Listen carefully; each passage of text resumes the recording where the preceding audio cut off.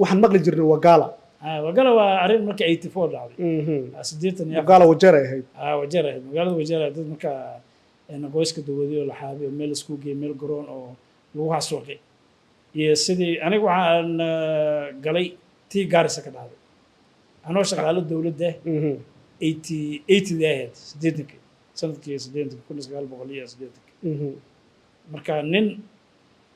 dhiyo ah yaa lagu dilay meel maartay Dadaab marka xoogaho nin maartay Soomaali oo lii jiray madoobe cabdi madoobe oo shafta ay kuwan maartay ugaarsada maartay dooda oo maroodi waxaan dilaan ninkii ay marka intay socon ula dhaqmeen iyo magaalo intuu qori la soo galay meel ay madowgaan marka qamar ku cabayeen oo ku laay arrintii ideed waxay keentay in Soomaalidu wixii Gaarisa degnaay badaa marka garoonka Gaarisa primary school ruux kasta subaxad meesha tagay waxaas taayba meeshaas ku tagnay marka dad madax ah maartay oo saraakiil dawladda oo provincial education officer ala rahma maartay ninkii leeyahay Umar Sheekh Faarax iyo dad kale oo badan oo marka Soomaali oo madax ah meesha la isku keenay aniga meesha ku jiro subaxda 12 saac sida meesha nagula xaray ciidan nagula kor wareeji yaa 12 galabnimo nala siiday meesha qaarkood dhalinyarada kaadada cabeen on qaarkood meesha ku suuxeen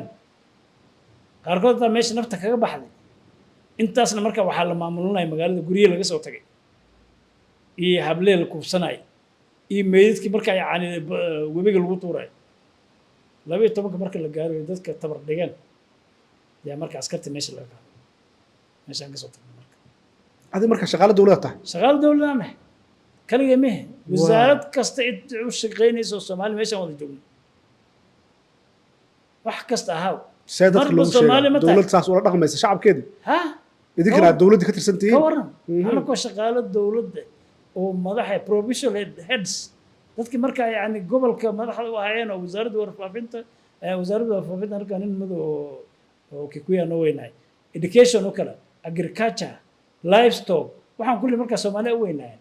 kulli meesha aan isla fadhin mar baad Soomaali tahay waa laazim meesha inaad dadka madowga lama geenin ayaga waxa la guriga iska joogo marka gobolka waqooyi bari sida runta dawladda maartay mooy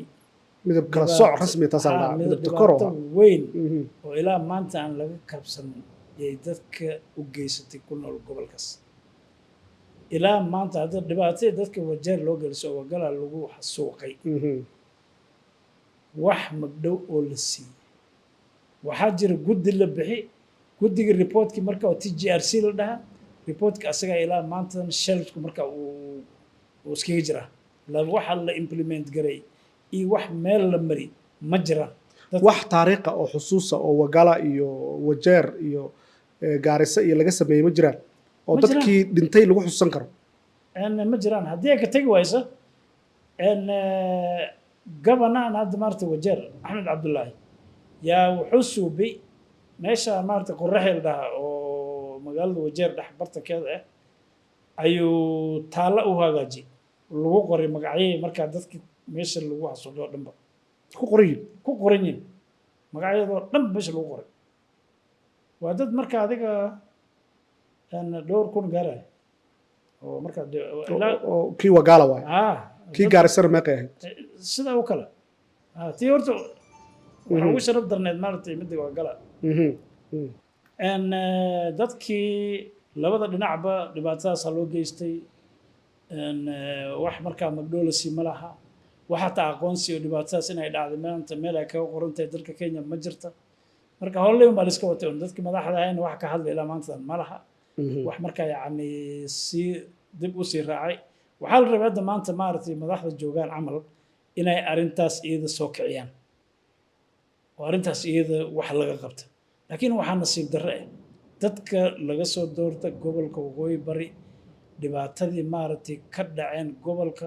waa iska indha tirayaan inay ka hadlaan ma rabaan waana ogsoonyin wixii meesha ka dhaceen mid walba wuxuu leeyahay marka haddii aad waxaan ka hadashid ama ay dawladda maartay mucaarad ahaan ku ahaataa ku aragtaa ama ay dawladda kula calowdaa danahooda ruux walba dantiisa iska wataa dadkan xaqi iyo xuquuqday lahaayeen cid u raadinaysa ma laha cid u raadinaysa ma laha meeqaa madaxa lasoo doortay waagaas kadib waa 84 marka dadka Garissa waa 80 Wajeerna waa 84 sanadii badan laga joogo ku dhawaan 40 sano laga joogo ilaa maantadan nin maaragtay mudane ah oo laga soo doortay gobolkaas oo arintaas ka hadlay hal nin ba ka hadli jiray ninkan asaga uu dhintay Ilaahay naxariisto Axmed Khaliif yaa arintaas isku day jiray mar walba inuu soo kaagaciyo oo bisha labaad marka la gaaro sanad kasta xaflado meel ka soo bin jiray xaq raadin jiray oo xasuus aan si arinta ay marka loo xasuusto laakiin hadda la iska iloobo madaxdeen marka mid baa la soo dooranay bas waxyaabaha keena in la xusuusto dadkii dhintay ee taalo loo sameeyo taariikh loo sameeyo magdhow la siiyo waxay qayb ka tahay inaysan berri dhicin marka dadku kalsooni ma qabaan inay ka badbaadi karaan dhib kale maantadan gobolka waqooyi bari in yar oo maaragtay marka la helay multipartism marka la helay maaragtay dastuurkan cusub yaa laga reesay laakiin hadda maantadan aan kula hadlaya gobolka waqooyi bari askarta Soomaalida sidii waqtigaas kale u dhaqaan ilaa maantadan la joogo hadda naftooda arkaysa imsaar ruuxa marka maanta la laayay Wajeer Garissa Mandera meel u dambeysay aan la garanayno in askarta Kenya ay wadaan xisaab ma laha qaar meedkooda leh qaar meel ay u dambeeyeen baa la garanayn dad badan oo garanaya oo hebel aan dhihi karaa jir ilmooda kuma qanyin oo meel u dambeysay la garanayn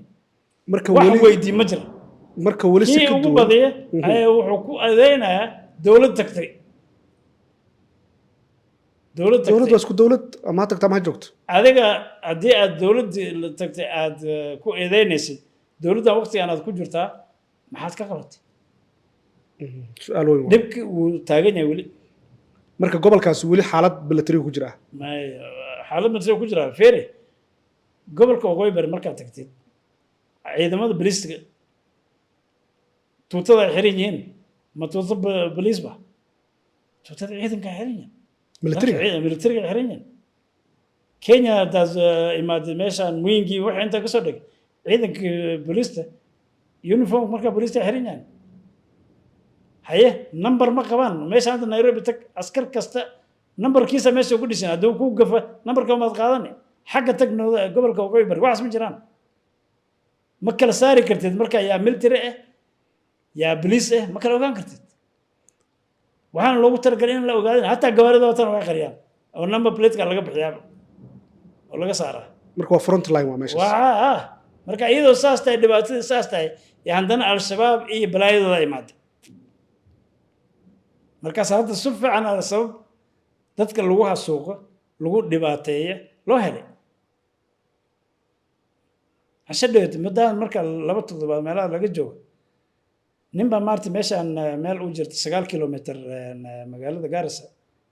oo taksiilo oo gaari iska watay ba inta la qabtay duurkaas lala tagay 2 maalmood lagu haysto yaani ulaha korkiisa ku yeelada argad yaab asagoo nafna ku jir nafna ka bixin ya marka la soo siday waxaan manin laba toddobaad meelaha laga jooga aw ninka marka ma jooga hadda uu jooga cid loo raacdina malaha cid waxa saasayna bilis ciidanka yeelaya dadka madaxda ahay waxa ka hadlay malaha way madaxdii waxay noqdeen dad marka yaani dawladda oo hadii ay moogtay dawladda ana ka horta gobolka waqooyi bari runta aan soo sheegay hadii la fiiriyo inaan dawladda ku jirno inaan mucaarad noqono aniga waxaan ilaahay waxaan ku fiicnaa inaan mucaarad noqono sababtu waxay tahay dadka madaxda waa hadli karaan marka mucaarad yihiin mucaarad marka tahay wixii dhacday sheegi kartaa marka dawladda ku jirtid dawladda ku jirtid marka wax ma ka sheegi halka dawladda waxa xisbiga marka adiga dawladda ku jirtid oo waxba kama sheegi kartid dawladda waxa lagu soo diray ina xaq dadkaaga sheegto dad ku soo dirsatay dawladda iyadoo saas banaanka ma sheegi kartid